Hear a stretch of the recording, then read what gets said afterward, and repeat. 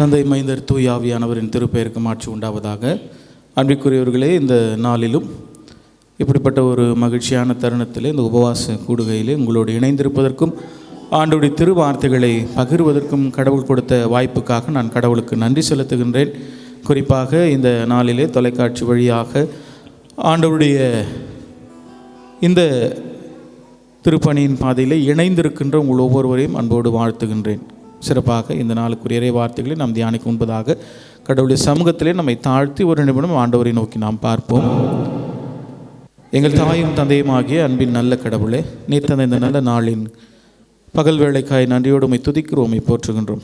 ஆண்டவர், உம்முடைய கிருபை பெரியது, உம்முடைய இரக்கம் பெரியது, உம்முடைய அன்பு பெரியது, உம்முடைய தயவு பெரியது என்பதை உணர்ந்தவர்களாக உம்முடைய இறை சமூகத்தை நோக்கி நாங்கள் வேண்டுதல் செய்கின்றோம். ஒவ்வொரு நாளும் ஆண்டவரை எங்களுடைய வாழ்வில் உம்முடைய கிருபைகளை, உம்முடைய ஆசீர்வாதங்களை நீர் நிறைவாய் பொழிந்தருளுகின்றீர். ஆண்டவருடைய வாழ்வின் தேவைகளை நிறைவேற்றி வருகின்றீர். நாங்கள் கேட்பதெல்லாம் ஆண்டவரை நீர் எங்களுக்கு கொடுத்து கேட்பதற்கு மேலான ஆசீர்வாதங்களை தந்து நீர் எங்களை பலப்படுத்துகின்றீர். அதற்காக நன்றி செலுத்துகின்றோம்.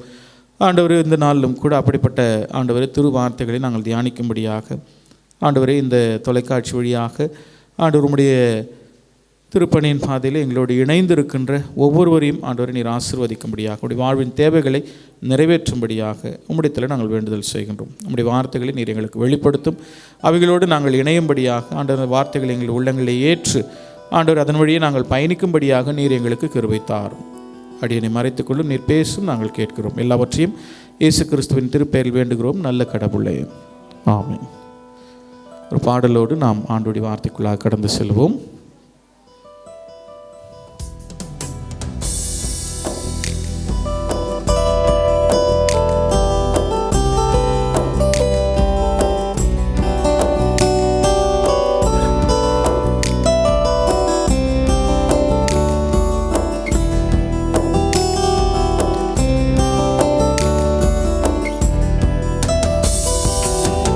நன்மையும் கிருபையும் தொடர்ந்திடுதே, நன்மையும் கிருபையும் தொடர்ந்திடுதே, நாதன் இயேசுவோடு இருப்பதா, அவர் சிலுவை எந்தன் மேன்மையே, அதன் நிழலில் தொடரும் எனது வாழ்க்கையே, அவர் சிலுவை எந்தன் மேன்மையே, அதன் நிழலில் தொடரும் எனது வாழ்க்கையே. நன்மையும் கிருபையும் தொடர்ந்திடுதே, நன்மையும் கிருபையும் தொடர்ந்திடுதே.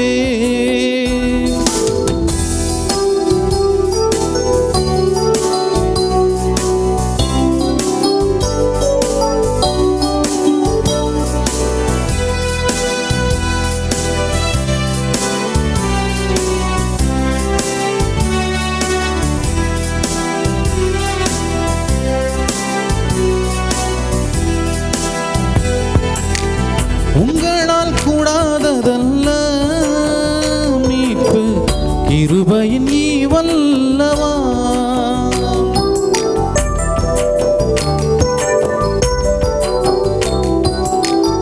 உங்களால் உண்டானதல்ல மீட்பு, கிருபையின் ஈவல்லவா, நம்மில் விசுவாசம் துவக்கிடும் தேவன், நம்மில் விசுவாசம் துவக்கிடும் தேவன், முடிவு பரியந்தம் நடத்திடுவார், முடிவு பரியந்தம் நடத்திடுவார். நன்மையும் கிருபையும் தொடர்ந்திடுதே, நன்மையும் கிருபையும் தொடர்ந்திடுதே.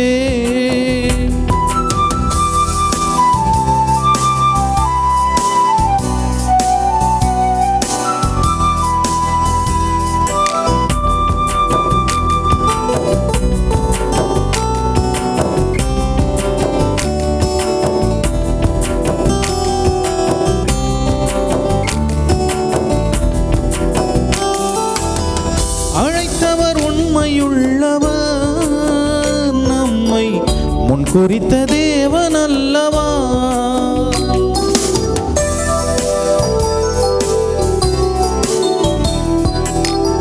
அழைத்தவர் உண்மையுள்ளவர், நம்மை முன் குறித்த தேவன் அல்லவா.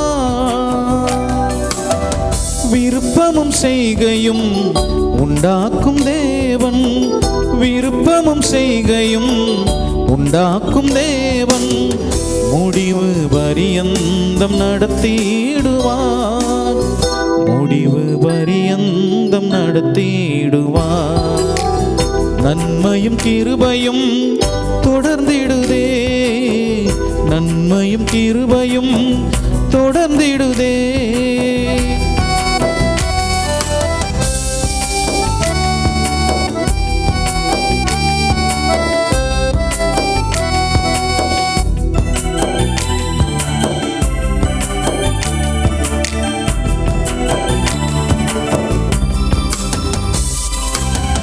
மனுஷரால் கூடாததுண்டு, ஆனால் தேவனால் கூடுமல்லவா.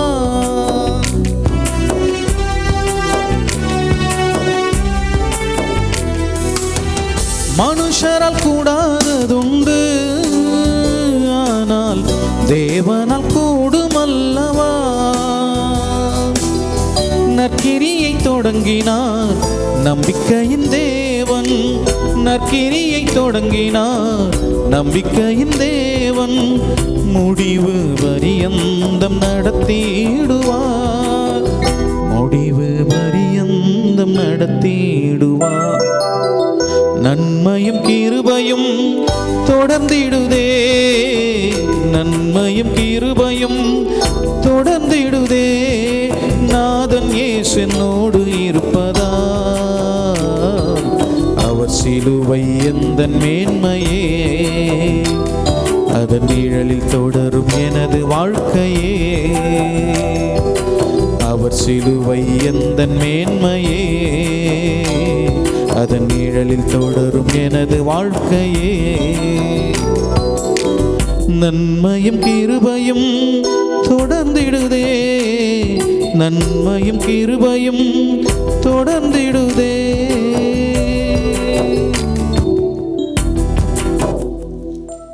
மூவர் கடவுளின் திருப்பெயருக்கு மாட்சி உண்டாவதாக. அன்பிற்குரியவர்களே, இந்த நாளிலும் நாம் தியானிக்கும்படியாக ஒரே ஒரு வசனத்தை உங்கள் முன்பதாக நான் வைக்க விரும்புகின்றேன். அவர்களை நாம் அநேக முறை நாம் தியானித்து அல்லது அநேக முறை படித்து கடவுள் நம்மோடு பேசிய ஒரு வார்த்தையாக இந்த வார்த்தை இருக்கலாம் என்று நான் நம்புகின்றேன். தூய மத்தேயு எழுதின நற்செய்தி நூல் 7ஆம் அதிகாரம் 7ஆம் வசனம். நம்ம கண்ணை மூடிக்கிட்டு சொல்லிடலாம் அந்த வசனத்தை. என்ன வசனம்?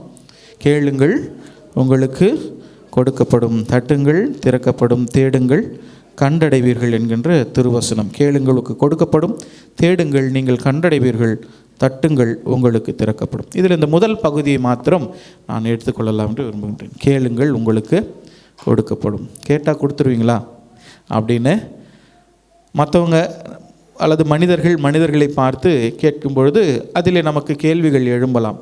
ஆனால் நாம் கடவுளை நோக்கி கேட்கின்ற பொழுது கடவுள் நிச்சயம் நமக்கு கொடுப்பார் என்பதில் எவ்விதமான. ஆனால் எப்படி கொடுப்பார் அப்படின்றது தான் ஒரு சில குறிப்புகளை நான் உங்கள் மத்தியில் நான் வைக்க விரும்புகின்றேன். ஒருவேளை கேட்கிற எவனும் பெற்றுக்கொள்ளுகிறான் என்று திருவசனம் நமக்கு சொல்லுகிறது. ஆக கேளுங்கள் கொடுக்கப்படும் என்கின்ற திருவார்த்தை.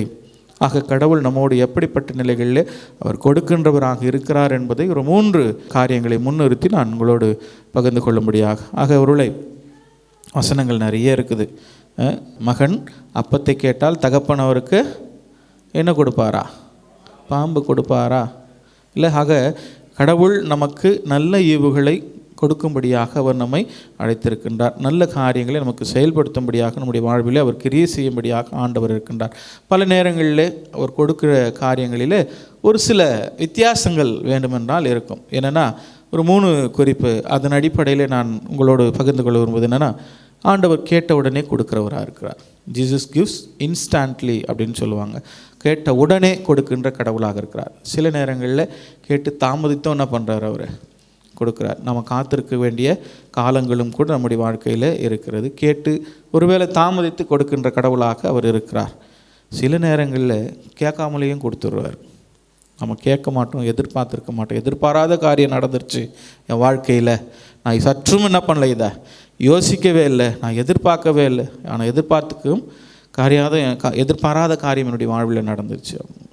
இன்னும் சில நேரங்களில் கடவுள் எப்படி எதிர்பார்ப்பதற்கு மேலேயும் ஆண்டவர் என்ன பண்ணுவாராம், செய்கின்ற கடவுளாக இருக்கின்றார்.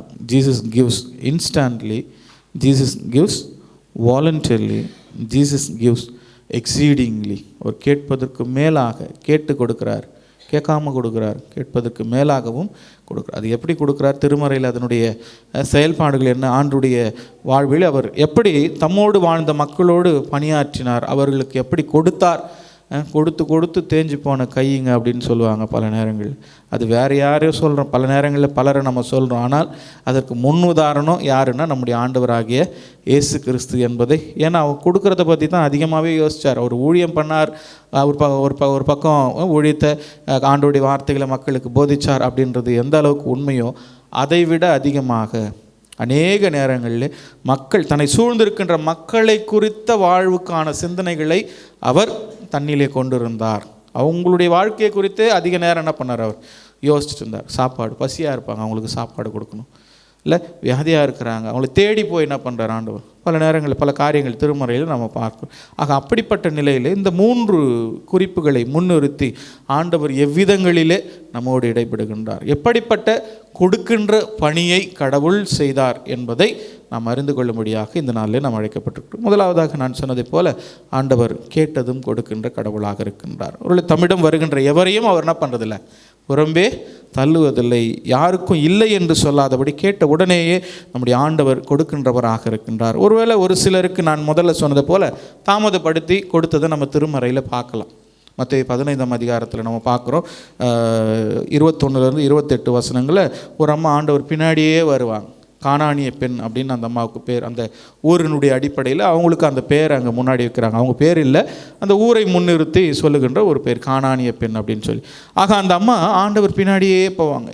எனக்கு சீடர்களுக்கு கூட ஒரு நேரம் என்ன பண்ணிடுறாங்க, இந்த அம்மா ஏன் பின்னாடியே வந்துட்டு இருக்காங்க, அவங்கள என்ன பண்ணிவிடுங்க, அனுப்பி விட்டுருங்க அப்படின்னு சொல்கிறாங்க. அப்போ ஆண்டவர் அப்படியெல்லாம் செய்யாதபடி அந்த அம்மா கிட்ட ஒரு சில கான்வர்சேஷன், ஒரு உரையாடல், ஒரு டயலாக் அந்த அம்மாவுக்கும் ஆண்டவருக்கும் நடக்கும். அப்போ ஒரு சில விஷயங்கள் பேசுவாங்க. அவங்க பேசும்பொழுது ஒரு கட்டத்தில் ஆண்டவர் சொல்லுவார், பிள்ளைகளுடைய அப்பத்தை எடுத்து யாருக்கு கொடுக்க முடியாது, நாய்க்கு போட முடியாது. அப்போ அந்த அம்மா சொல்லுவாங்க, அது கரெக்டு தான், ஆனாலும் மேசையிலிருந்து விழுந்தால் அது கீழே யாருக்கு தான் சாப்பிடும், நாய்கள் தான் தின்ன முடியும் சாமி, நீங்கள் எடுத்து மறுபடியும் என்ன பண்ண முடியாது, சாப்பிட முடியாது.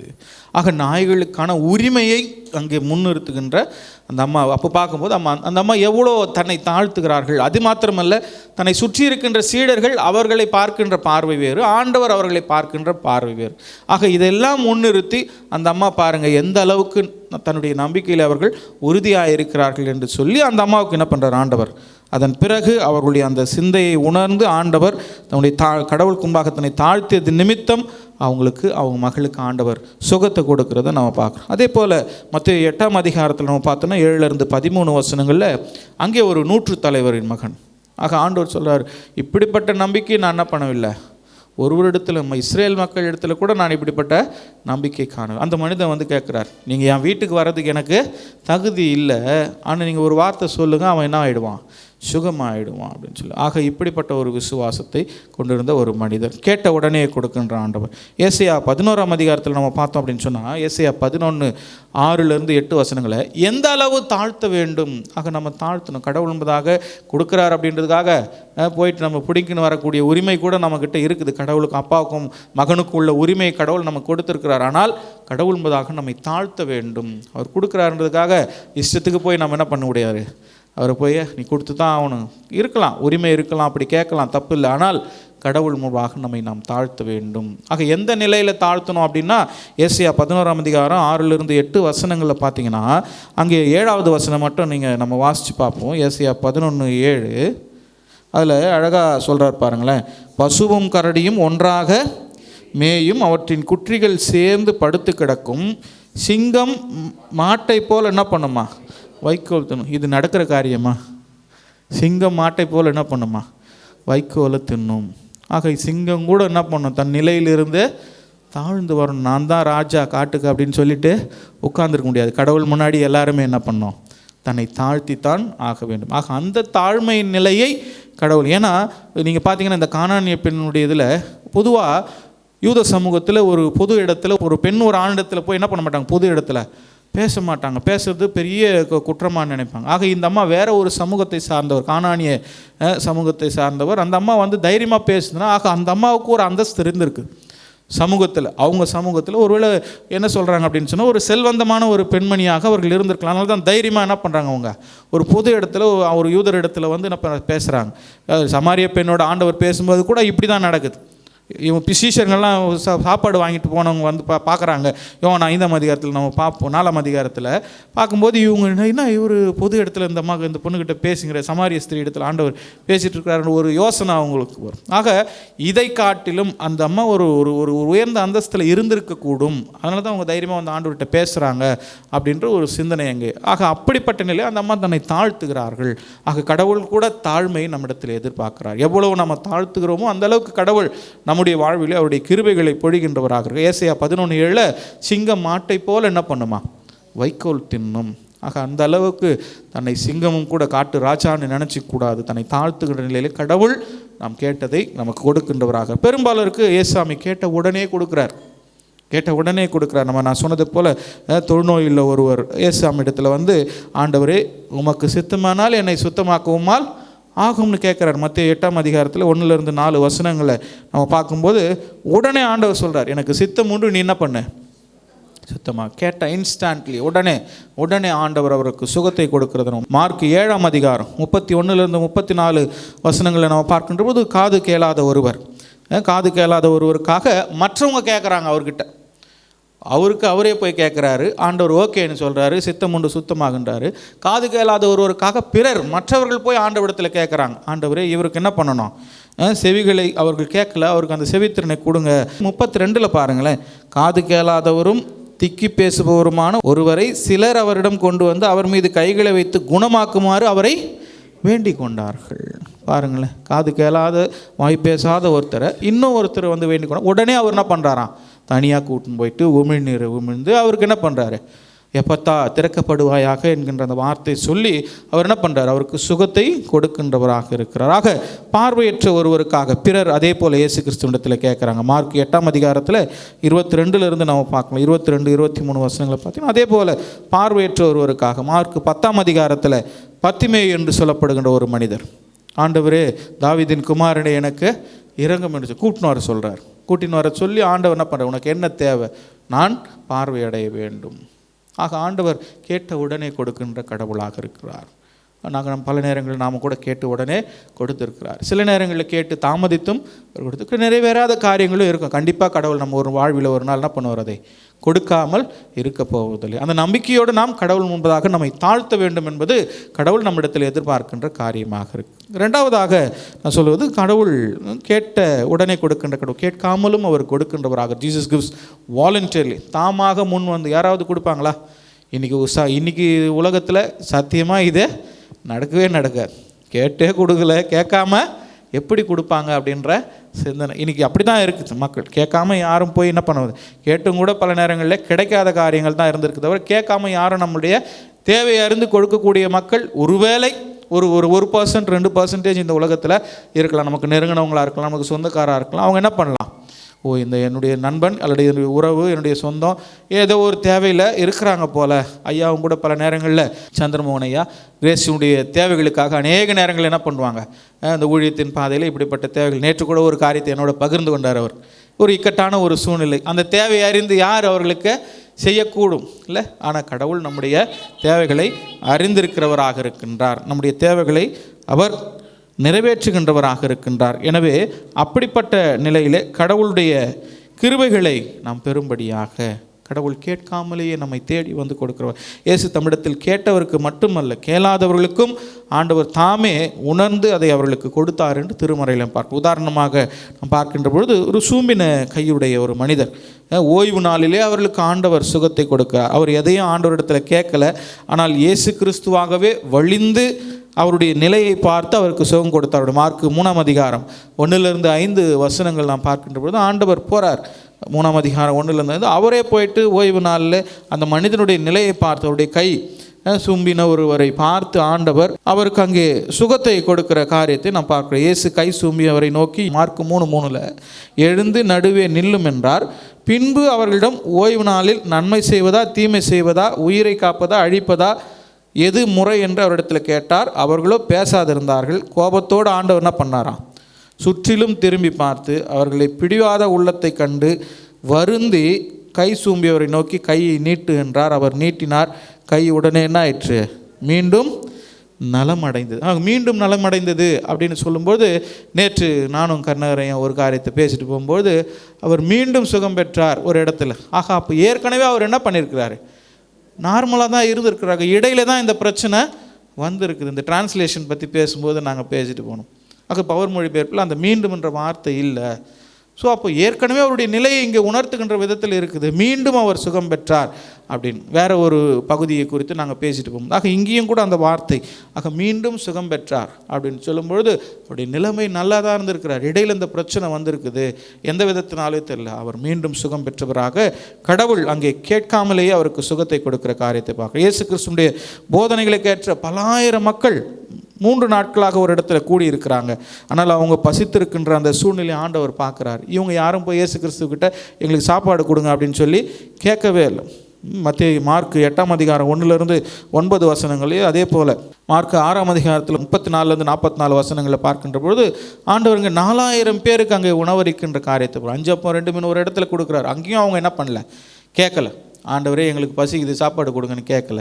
கேட்காமலேயே அவருடைய நிலையறிந்து ஆண்டவர் அங்கே உதவி செய்கின்றதை நாம் பார்க்கின்றோம். நிலையறிந்து உதவி செய்கின்ற கடவுள் நம்மோடு இருக்கின்றார். அப்படிப்பட்ட நிலையில் இங்கே மார்க் 6ஆம் அதிகாரத்தில் நம்ம பார்க்குறோம் 5000 பேர், மார்க் 8ஆம் அதிகாரத்தில் பார்க்குறோம் 4000 பேராக. இப்படி ஆண்டவர் தம் நிலையை அறிந்து தமக்கு உதவி செய்கின்ற கடவுளாக இருக்கின்றார். ஆண்டவர் நம்முடைய நிலையறிந்து நமக்கு உதவி செய்கின்றவராக ஆண்டவர் காணப்படுகின்றார். 1000 மக்களுக்கு உணவை கேளாமலே கொடுத்து மீதியும் எடுத்து அதை சீடர்கள் கையில் கொடுக்கிற கடவுளாக நாம் பார்க்கின்றோம். 18 ஆண்டுகள் ஒரு அம்மா ஒரு இடத்துல பைபிளில் பார்க்குறோம். நம்ம எங்கள் லூக்கா 13ஆம் அதிகாரத்தில் நம்ம பார்க்கின்ற பொழுது லூக்கா 13:10-13 18 வருடமாய் ஒரு அம்மா நிமிரக்கூடாத அவர்கள் கூன் விழுந்த நிலையிலே அவர்கள் தன்னுடைய வலியை ஒரு 5 நிமிஷம் நம்மளால் குனிஞ்சிருக்கு சொன்னால் நம்மளால் என்ன பண்ண முடியாது, 5 நிமிஷம் வேணால் 2 நிமிஷம் கூட நம்மளால் குனிஞ்சிட்டே இருக்க முடியாது இல்லை. 18 வருஷம் அப்படியே அந்த நிலைமைக்கு அவங்களுடைய அந்த உடல் பலவீனம் எப்படிப்பட்டதாக இருந்திருக்குன்னு சற்று நம்ம யோசிச்சு பார்க்கணும். இன்றைக்கி நிறைய பேருக்காக நாங்கள் ஜெபம் பண்ணுறோம். நாம் இல்லை ஐயா கொஞ்சம் நேரத்துக்கு முன்னாடி ஜெபத்தில் சொல்லும்போது நான் எக்மோர் ஹாஸ்பிட்டலில் எங்கள் மாமா குழந்தைக்கு உடம்பு சரியில்லைன்னு சொல்லி கூட்டிகிட்டு போகும்போது அந்த போன் மேரோவில் அந்த இன்ஜெக்ஷன் பண்ணுறதை நான் நேரில் பார்த்தேன். ஒரு குழந்தையினுடைய முதுகில் அப்படியே அதெல்லாம் ரொம்ப கொடுமையான விஷயம். கடவுள் இப்படிப்பட்ட மக்களுக்கும் அவர் தம் கிருபையை கேட்காமலேயே ஆண்டவர் அவர்கள் மீது தம் அன்பை தம்முடைய கிருபையை அவர் பொழிய வேண்டும். அதுக்காக அப்படிப்பட்ட மக்களுக்கான ஒரு ஊழியம் இந்த நாளில் இங்கே நடைபெற்று கொண்டிருக்கு. உண்மையாகவே இந்த இடத்துல நான் கடவுளுடைய வார்த்தை பகிர்வதில் உங்களோடு இணைந்திருப்பதற்கு கடவுளுக்கு நான் நன்றி செலுத்துகின்றேன். இவ்வளோ எத்தனையோ பேர் எத்தனையோ விதங்களில் பயணித்து கொண்டிருக்கின்ற அல்லது தங்களுடைய சொந்த பணிகளில் இருக்கின்ற நேரத்தில் இப்படிப்பட்ட ஒரு உபவாச கூடுகை கிரேஸ் டிவி வழியாக அநேகமாயிரம் மக்களுக்காக வேண்டுதல் செய்வது, நம்முடைய நம்பி நம்மிடத்தில் ஒரு புறையின மக்களாக அல்லது புற சமயத்து மக்களாக இருந்தாலும் தங்களுடைய மன்றாட்டுக்களை நம்மிடத்தில் சொல்லுகின்ற போது அவர்களுக்காக நாம் வேண்டுதல் செய்கின்ற போது உண்மையாக கடவுளுடைய பார்வையில் அது ஏற்புடையதாக இருக்கும். அந்த நிலையில் 18 ஆண்டுகள் அதோடு யோவான் 5ஆம் அதிகாரத்தில் பார்த்தீங்கன்னா இதை விட இன்னும் அதிகம் 38 வருஷமாக ஒரு மனிதன் படுத்த படுக்கையாக ஒரே இடத்துல பெதஸ்தா என்று சொல்லப்படுகின்ற குளக்கரையில் படுத்து கொண்டிருக்கின்றார். அங்கேயும் கூட ஆண்டவர் தாமாக தேடி செல்லுகின்றார். கேட்கல, அவர் எனக்கு சுகத்தை கொடுங்க, போயிட்டு நீ நலம் பெற விரும்புகிறாயா என்று ஆண்டவர் கேட்கும்போது தண்ணீர் கலக்கும் போது என்னை கொண்டு போய் விடுறதுக்கு யாரும் இல்லை. அந்த மனிதருடைய நம்பிக்கை தண்ணீரின் மீது இருக்கிற ஆண்டவர் சொல்கிறார், எழுந்துருவன் படுக்கை எடுத்துக்கொண்டு நட என்று சொல்லி ஆண்டவர் அவருடைய எழுப்புகின்றதை பார்க்கின்றோம். யோவான் 5ஆம் அதிகாரத்தில் ஆண்டவர் அப்படிப்பட்ட நிலையில் இருக்கின்ற மனிதனுக்கு ஆண்டவர் சுகத்தை கொடுக்கிறதை நம்ம பார்க்குறோம். இப்படி ஆண்டவர் கேட்காமலேயே பலருக்கு சுகத்தை கொடுக்கின்ற கடவுளாக அவர் செயல்படுகின்றார். இப்படிக்கு பலருக்கு அவர்கள் எதையும் நம்மிடம் எதிர்பாராத சூழலிலே ஆண்டவர் முந்திக்கொண்டு சில நேரங்களில் சொல்லுவார், முன்னாடி போய் என்ன உன்னை கேட்டானா, உன்னை ரொம்ப கேட்ட மாதிரி நீ பாய் முந்திரி கொட்ட மாதிரி முன்னாடி நின்று நீ போய் அங்கே நின்று இருக்கிறியா, உன்னை செஞ்சுட்டு இருக்கிறியா, நீ வா பின்னாடி. அப்படி தான் பல நேரம் இன்றைக்கி சமூகம் அப்படி தான் நம்ம பார்க்குது. ஆனால் அப்படி இல்லை. தேவையில் உள்ள மக்களுக்கு தேவையை அறிந்து சென்று அவர்களுக்கு நம்மால் முடிந்த காரியத்தை நம்மால் முடிந்த உதவிகளை செய்ய வேண்டியது கடவுள் நம்ம கற்றுக் கொடுக்கின்ற பாடமாக இருக்கிறது. இதெல்லாம் நம்ம வாங்கிக்கிறோம். பைபிளில் ஒரு வசனம் இருக்குது, கடைசியாக சொல்லலாம்னு நினச்சேன், நீங்கள் இப்போவே நான் சொல்ல வேண்டிய ஒரு சூழ்நிலை. ஆண்டவர் என்ன பண்ணுறாரு, கேளுங்கள் உங்களுக்கு கொடுக்கப்படும். கேட்கிற எவனும் பெற்றுக்கொள்கிறான். கேட்டு வாங்கிட்டு சும்மா இருக்க சொல்லலை. கொடு, உனக்கு கொடுக்கப்படும். வாங்கிட்டு இருக்கிறதில்ல, கொடுத்தா தான் என்ன பண்ணுவோம், தண்ணி இறைச்சாதான் நீர் என்ன பண்ணோம், சுரக்கும். அப்படியே வச்சுட்டு இருந்தால் ஒன்றும் பிரயோஜனம் இல்லை. தாளந்தை புதைச்சி வைக்கிறதுனால எந்த விதமான பயனும் இல்லை. ஆக அதை வைத்து வாணிபம் செய்ய வேண்டியது அவசியமாக இருக்குது. ஆண்டவர் அப்படிப்பட்ட நிலையில் இங்கே முந்திக்கொண்டு அவர்கள் மீது பரிவு கொண்டு அவருடைய தேவையை நிறைவேற்றுகின்ற கடவுளாக இருக்கிறார் என்பதை நாம் பார்க்கிறோம். ஆக கேளுங்கள் அப்பொழுது உங்களுக்கு கொடுக்கப்படும் என்று சொன்னாலும் நாம் கேட்காத பொழுதே கடவுள் நமக்கு கொடுக்கின்றவராக இருக்கிறார் என்பதை நாம் அறிந்து கொள்ள வேண்டும். மூன்றாவதாக ஒரு காரியம், கேட்பதற்கு மேலாக கொடுக்கின்ற கடவுள். இந்த மாதிரி கடவுளை நாம் பார்க்கவே முடியாது. கேட்குறாரு, கேட்டதும் கொடுக்குறாரு, ரைட்டு, ஓகே. கேட்காமல கூட நம்மளை தேடி வந்து கொடுக்கணும். கேட்குறதுக்கு மேலே ஒரு கடவுள் கொடுப்பாரா? பைபிளில் அப்படி தான் இருக்குது வசனம். அமுக்கி குலுக்கி மடியில் சரிந்து விழும்படி கொடுக்குற கடவுள். இது கேட்குறதுக்கு மேலான ஆசீர்வாதம். 1 30 60 100ன்றதெல்லாம் கணக்கு விடுங்க. அப்படி இல்லை, கமுக்கி குலுக்கியா. நாம் வந்து என்ன பண்ணுவோம், மனிதருடைய அளவை என்பது நீங்கள் பார்த்தீங்கன்னு சொன்னால் அந்த காலத்தில் நான் பார்த்துருக்குறேன், ஒருவேளை இப்போல்லாம் இல்லை. அந்த படியோ அந்த மரக்காலோ இருந்தால் அதை என்ன பண்ணுவாங்க, நெல்லை போட்டு இல்லை அரிசியை போட்டு அப்படி தலையை தட்டி கொடுக்குற பழக்கம் தான். அந்த தலையை வெட்டிடுவாங்க. ஏன்னா அது, ஆனால் ஆண்டவர் அப்படி இல்லையா, அமுக்கி குலுக்கி சரிந்து விழும்படியாக அளக்கின்ற ஆண்டவருடைய அளவை என்பதே வேறு. நாம் அளக்கிற பிரகாரம் அவர் என்ன பண்ணுறதில்ல, அளக்கிற கடவுள் அல்ல நம்முடைய. அதுதான் கேட்பதற்கு மேலாக கொடுக்கின்ற கடவுளாக நம்முடைய கடவுள் இருக்கிறார் என்பதை நாம் பார்க்கணும். பலர் இயேசு கிறிஸ்துடைய எதிர்பார்த்ததற்கு மிஞ்சி அவரிடத்தில் பெற்றுக்கொண்டார்கள் என்று நாம் பார்க்கணும். 2 கல்வர்கள் சிலுவையில் அறையப்பட்டார்கள். அதில் ஒருத்தர் கேட்குற, ஆண்டவரே உமக்கு சித்தமானால் நீ என்ன பண்ணுங்க, உம்முடைய ராஜ்யத்தில் என்ன நினச்சிங்க, நான் பாவியாக இருக்கிறேன், இன்றைக்கி தான் நான் உன்னை பற்றி தெரிஞ்சுக்கிட்டேன், நிறைய கேள்விப்பட்டிருக்கிறேன், ஆனால் நான் நேரில் பார்த்ததில்லை. அவருடைய வார்த்தைக்கான அர்த்தங்கள் இது தான். ஒரு நேரில் பார்க்கும்பொழுது நாமெல்லாம் தவறுக்காக இந்த தண்டனையை அனுபவித்து கொண்டிருக்கின்றோம். ஆனால் தவறே செய்யாத ஒரு மனிதன் இத்தகைய பெரிய தண்டனையை அவர் ஏற்றுக்கொண்டிருக்கிறார் என்று சொல்லும்போது அவரை பார்க்கும்போதே இவருக்கு பக்கத்தில் இருக்கிற கல்வன் கிண்டல் பண்ணுறான். இவர் திட்டுறார்ல, இந்த கல்வன் திட்டுறார், நாமும் செய்த தவறுக்காக தண்டனை அனுபவித்து கொண்டு இவர் செய்யாத தவறுக்காக தண்டனை அனுபவிக்கிறார் என்று சொல்லிட்டு தான் ஆண்டவர்கிட்ட அந்த வார்த்தையை சொல்கிறார். உங்களுக்கு சித்தமான உங்களுடைய இறை அரசில் நீ வரும்போது என்னை என்ன பண்ணுங்க, அடியனை நினைத்து கொள்ளுங்க. ஆண்டவர் சொல்கிறார் இன்ஸ்டன்ட்லி, உடனே சொல்கிறாரு, இப்போ இன்றைக்கே நீ என் கூட என்ன பண்ணுவ, பேரின்ப வீட்டிலே இருப்பாய், பரதீசில் இருப்பாய் என்று சொல்லி ஆண்டவர் சொல்லுங்க. ஆக இவன் கேட்டது, நம்ம தப்பு பண்ணிட்டா மன்னிச்சிருங்கன்னு தான் நம்ம சொல்கிறோம். மன்னித்து அதுக்கு கிரெடிட்டும் கொடுத்தா, அதுக்கு அதுக்கும் மேலே ஆசீர்வாதத்தை கொடுத்தா இது யார் சொல்லுவாங்க?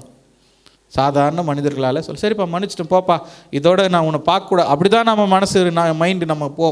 ஆனால் அப்படி இல்லை, நீ மன்னிச்சு என் கூடவே இரு, நான் என்னை விட உன்னை பெரிய ஆள் ஆக்குறேன் அப்படின்னு சொன்னால் யாரும் அப்படி சொல்லவே முடியாது. ஆனால் ஆண்டவர் சொல்கிறாரு, இன்றைக்கு என் கூட நீ என்ன பண்ணுவ, பேரின்ப வீட்டில் இருப்பாய் என்று சொல்லி கேட்பதற்கு மேலாக கொடுக்கின்ற கடவுளை நாம் இங்கே பார்க்கணும். தன்னை அந்த கல்வர் லூக்கா 23ஆம் அதிகாரம் 42 43 வசனத்தில் பார்க்குறோம். இன்றைக்கு என்னோடு கூட பேரின்ப வீட்டில் இருப்பீர் என்று சொல்லி ஆண்டவர் சொல்லுகின்ற வார்த்தை.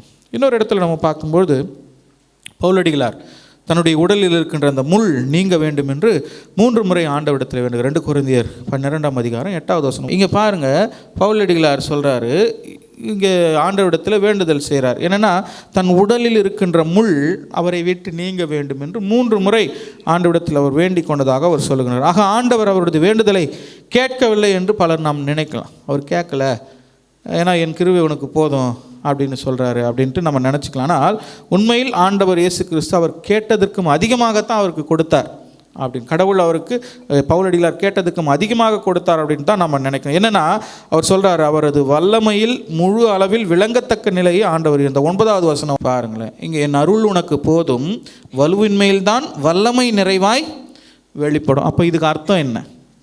பலவீனத்தில் பலன் பூரணமாய் விளங்கும் என்று சொன்னால் அதற்கான அர்த்தம் என்ன? கேட்பதற்கு மேலான ஆசீர்வாதத்தை கடவுள் கொடுக்கிறார் என்று. கடவுள் செய்யலை அப்படின்னு இல்லை. நான் 3 முறை இந்த முள் நீங்கும்படி விளங்குன்னு சொல்லி, அப்போ பலவீனத்தில் பலன் கொடுத்துட்டாருன்னா அங்கே முடிஞ்சு போச்சு இல்லை, எனக்கு எல்லாம் கிடைச்சிருது இல்லை. ஆக பலவீனத்திலே என் பலன் பூரணமாய் விளங்கும், உன்னுடைய வலுவின்மையிலே என்னுடைய வல்லமை என்ன பண்ணோம், முழுமையாய் வெளிப்படும், நிறைவாய் வெளிப்படும் அப்படின்றார். ஆதலால் நான் என் வலுவின்மையை பற்றி தான் மனமுவந்து பெருமை பாராட்டுவேன். நான் கஷ்டப்படுறது எனக்கு என்ன, என்னுடைய பலவீனம் எனக்கு பெருமை அப்படின்னு சொல்கிறார். ஆக கடவுள் கேட்பதற்கு மேலாக கொடுக்கின்ற கடவுளாக இருப்பதனாலே தன்னுடைய பலவீனத்தையும் பெருமையாக கருதுகின்ற பவுலடிகளாரை இங்கே நாம் பார்க்க. அப்பொழுது கிறிஸ்துவின் வல்லமை என்னுள் தங்கும், ஆண்டுடைய ஆற்றல் எனக்குள் தங்கும் என்று சொல்லி தன்னுடைய பலவீனத்திலும் பவுலடிகளார் ஆண்டவரை குறித்து பெருமை பாராட்டுகின்ற ஆண்டுடைய செயல் தன்னுடைய தேவைக்கு ஏற்பதற்கும் மேலாக இருக்கிறது என்பதை உணர்த்துகின்ற விதத்திலே இங்கே சொல்லுகின்ற வார்த்தைகளை நான் பார்க்கின்றோம். கிறிஸ்துக்குள் அன்பானவர்களே, கடவுள் தந்த அந்த வல்லமையினாலே பவுலடிகளார் சொல்கிறார். பிலிப்பியர் 4:3 பார்த்தீங்கன்னா இந்த வல்லமை பெற்றுக்கொண்ட நிலையிலே பவுலடிகளார் சொல்லுகின்ற வார்த்தை, என்னை பலப்படுத்துகின்ற கிறிஸ்துவினாலே எல்லாவற்றையும் செய்ய எனக்கு பலன் உண்டு. அல்லேலூயா. பாருங்க, இங்கே பலன் இல்லை, பலவீனத்தில் பலனை கொடுக்குறாரு கடவுள் அப்படின்னு சொல்லிட்டு, இந்த பலனை கொண்டு எனக்கு வலுவூட்டுகிறவரின் துணை கொண்டு எதையும் செய்ய எனக்கு ஆற்றல் உண்டு. எனக்கு வலுவூட்டுகிறவரின் துணை கொண்டு எதையும் செய்ய எனக்கு ஆற்றல் உண்டு. ஆக எதையும் அப்படின்றபோது எதுவுமே இல்லை, செய்ய முடியாதது எதுவுமே இல்லை அப்படின்றது தான் இந்த பகுதி, இந்த வார்த்தை நமக்கு உணர்த்துகின்ற செய்தியாக. ஆக என்னை பலப்படுத்துகிற கிறிஸ்துவினாலே எல்லாவற்றையும் செய்ய எனக்கு, எல்லாவற்றையும் அப்படின்ற அந்த வார்த்தைக்கான அர்த்தமே எல்லையற்ற அப்படின்ற ஒரு வார்த்தை இங்கே நமக்கு முன்னிறுத்துகிறது. ஆக அப்படிப்பட்ட நிலையில் கடவுள் தனக்கு ஆற்றலை கொடுக்கின்றார். ஆக இந்த நாளில் ஒருவேளை கடவுள் நம்ம மத்தியில் இருக்கின்ற, நம்மோடு உறவாடுகின்ற, நம்முடைய உரையாடுகின்ற கடவுள் எதையும் செய்ய அவருக்கு நமக்கு ஆற்றல் தருகின்றவராக இருக்கின்றார். எதையும்னா கெட்டதில்லை இல்லை. ஆக கடவுளுக்காக நாம் நம்மை அர்ப்பணித்து வாழ்கின்ற பொழுது கடவுளை சார்ந்து கடவுளுடைய சிந்தையோடு கடவுளுடைய செயலை நாம் வெளிப்படுத்துவதற்கு எதையும் கடவுள் நமக்கு செய்வதற்கு ஆற்றல் தருகிறார் என்று நாம் பார்க்கின்றோம். எனவே இந்த நாளிலே ஆண்டுடைய திருவார்த்தைகளை கேட்டுக்கொண்டிருக்கின்ற நமக்கு ஆண்டவர் இப்படிப்பட்ட காரியங்களை நமக்கு கொடுக்கின்றவராக இருக்கின்றார். நான் முதலே சொன்னதை போல ஆண்டவர் கேட்ட உடனே நம்முடைய வாழ்விலே கொடுக்கிறார். சில நேரங்களில் தாமதித்தவர் கொடுக்கின்றவராக இருக்கிறார். ஆனாலும் கேட்டது நிச்சயம் நிறைவேறும் என்கின்ற நிலையிலே ஆண்டவர் நம்மோடு இருந்து நம்மை வலுப்படுத்துகின்றார். கேட்காமலேயே ஆண்டவர் நம்மை தேடி வந்து பல நேரங்களில் நமக்கு கிருபையை பொழிகின்றவராக, தம்முடைய அன்பை வெளிப்படுத்துகின்றவராக இருக்கின்றார். மூன்றாவது, கேட்பதற்கு மேலான ஆசீர்வாதங்களை நம்முடைய வாழ்விலே ஆண்டவர் அள்ளுகின்றவராக இருக்கின்றார். பவுலுடைய வாழ்வில் அவர் சிலுவையில் உடன் அறையப்பட்ட கல்வருடைய வாழ்வை நாம் பார்க்கின்ற போது ஆண்டவர் திரளான நம்பத்தக்க ஆசீர்வாதங்கள், நம்ப தகாத நிலையிலே ஆண்டவர் அவர்களை உயர்த்தி அவர்களை பேரின்ப வீட்டிலே வைக்கின்ற கடவுளாக, ஆற்றல் வலுவின்மையிலே வலுவை கொடுக்கின்ற, வல்லமை கொடுக்கின்ற கடவுளாக அவர் இருக்கிறார் என்பதை நாம் அறிகின்றோம். எனவே நான் கடைசியாக அந்த வசனத்தை நான் மறுபடியும் சொல்கிறேன். ஆண்டவரிடத்தை நாம் கேட்டு பெற்றுக்கொண்டவர்களாக இருப்போமானால் கொடு, உனக்கு மீண்டும் கொடுக்கப்படும். கடவுளோடு நாம் இணைந்து கடவுளுடைய அன்பை பிறருக்கு வெளிப்படுத்துகின்ற மக்களாகவும் நாம் காணப்பட அழைக்கப்படுகின்றோம். ஒருவேளை கடவுள் மிகுதியாய் நமக்கு கொடுத்திருப்பாரானால் தொடர்ந்து அதை பெருகும்படியாக, இன்னும் அது பெருகும்படியாக நாம் வாரி இறைத்து ஏழைகளுக்கு கொடுக்கும்படியாக கடவுள் நம்மை அழைத்திருக்கின்றார். எனவே இந்த நாளிலே அப்படிப்பட்ட ஆசீர்வாதங்களை நாம் பெற்றுக்கொள்வதற்கு கடவுளை திருக்கரங்களை நம்மை தாழ்த்துவோம். தொடர்ந்து ஆண்டுடைய அன்பின் பாதையில் நாம் பயணிப்போம். ஆண்டவர் தாமே நம் அனைவரையும் ஆசீர்வதித்து வழி நடத்துவாராக. தலைகளை தாழ்த்தி நாம் ஜெபிப்போம். எங்களுக்கு வாழ்வளித்து எங்களை வழிநடத்தி வருகின்ற எங்கள் அன்புள்ள ஆண்டவரே, நீர் தந்த இந்த நல்ல நாளுக்காக ஆண்டவரை மீண்டும் ஆண்டவர் இந்த கிரேஸ் டியூப் வழியாக எங்களோடு இணைந்திருக்கிற ஒவ்வொரு மக்களுக்காக, இங்கே அமர்ந்திருக்கிற ஒவ்வொருவருக்காகவும் ஆண்டவர் இதை வழிநடத்துகின்ற ஆண்டவர் இதன் பொறுப்பை ஏற்றி நடத்துகின்ற தன்மையான திரு சந்திரமோகன் ஐயா அவர்களுக்காக, குடும்பத்தின் மக்களுக்காகவும் நாங்கள் ஜெபிக்கிறோம். இம்மட்டும் ஆண்டவருடைய வாழ்வில் நீர் கொடுத்து வருகின்ற எல்லா விதமான கிருபைகளை, ஆண்டவரின் நன்மைகளை நினைத்து நாங்கள் நன்றி செலுத்துகின்றோம். நன்மையும் கிருபையும் பெருகும்படியாக ஆண்டவர் நீர் எங்களோடு இருப்பதனாலே ஆண்டவர் முடிவு பரியந்த நீர் எங்களை நடத்துகின்றவராக இருக்கிறீர் என்பதை நாங்கள் உணர்ந்து கொள்ளும்படியாக இந்த நாளில் நீர் எங்களுக்கு வெளிப்படுத்தின நல்ல வார்த்தைகளுக்காக நன்றி செலுத்துகின்றோம்.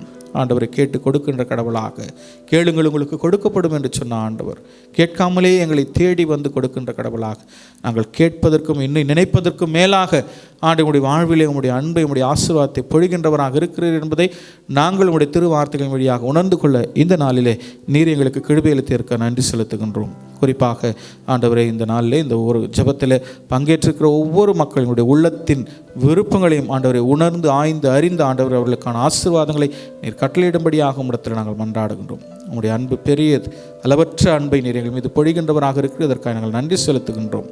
தொடர்ந்து ஆண்டவரே உம்முடைய கிருபையினாலே நீர் எங்களை நிரப்பும். வந்திருக்கின்ற ஒவ்வொருடைய மக்களுடைய வேண்டுதல்களையும் நீர் கேட்டு பதில் தாரும். பார்த்து கொண்டிருக்கின்ற ஒவ்வொருடைய மக்களுடைய உள்ளத்தின் விருப்பங்களை ஆண்டவரை நீர் நிறைவேற்றும்படியாக, அவருடைய வாஞ்சைகளை நீர் நிறைவேற்றும்படியாக ஆண்டவர் இந்த நாளில் இந்த இடத்தில் ஏறெடுக்கப்பட்ட ஒவ்வொரு விண்ணப்பங்களையும் ஜெப மன்றாட்டுகளை ஆண்டவருடைய கரத்தில் வைக்கின்றோம். ஒவ்வொரு மன்றாட்டு குறிப்புகளையும் நீர் கேட்டு பதில் தரும்படியாக, சுகவீனமாக இருக்கிற மக்களுக்கு சுகத்தை, பலத்தை நீர் கட்டளையிடும்படியாக, பல்வேறு தேவைகளோடு கடினத்தின் பாதையில் தங்களுடைய வாழ்வை பயணித்துக் கொண்டிருக்கின்ற மக்களுக்கு அவருடைய வாழ்வின் தேவைகளை நீர் நிறைவேற்றும்படியாக உம்மிடத்தில் நாங்கள் செபிக்கின்றோம்.